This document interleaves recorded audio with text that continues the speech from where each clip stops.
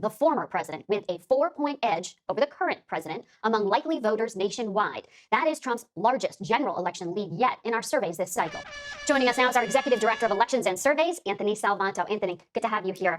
So our polling has shown perceptions of the economy have been improving. So why isn't that helping Joe Biden? Because it's the comparison that people are making between how they rate the economy today and what they remember it being during the Trump years. And it's the remembering is the key word there. I specifically asked, how do you remember it? And 2/3 of voters say they remember it being good, which is also interesting because if you go back and look at the polling from that time, people did in fact rate it good in 2018, 2019, but then views of the economy cratered after the pandemic and the shutdowns. And it doesn't seem like they're remembering that part of it here, but that's the reality today. So it's that comparison that isn't holding up for the White House, number one. And then number two, you push that forward and ask, well, whose policies might make prices go down? And there's a lot of Republicans who think that prices will go down if Donald Trump gets elected.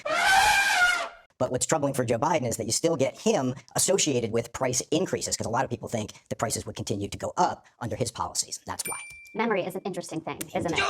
Anthony, the campaign is leaning heavily into issues of democracy, access to voting, even calling Donald Trump a threat to democracy itself. Why isn't that helping the Biden campaign? Well, that's in the electorate's mind, but it's kind of priced in at this point in this sense. You get a majority of Americans that do think that the former president tried to stay in office past his constitutional term.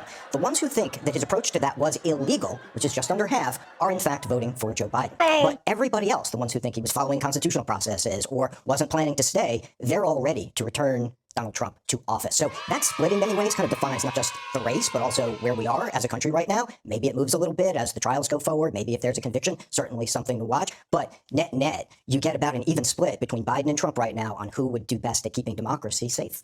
Democrats are putting reproductive rights front and center in this campaign, betting that it will drive turnout among voters across party lines who are just concerned about this issue. Is that a safe bet? So there is a majority that feels that the overturn of Roe v. Wade was bad for the country. But what's interesting to me is this difference between then who blames Donald Trump for that, which is what the Biden campaign is trying to do. And I've loved kids jumping on my lap.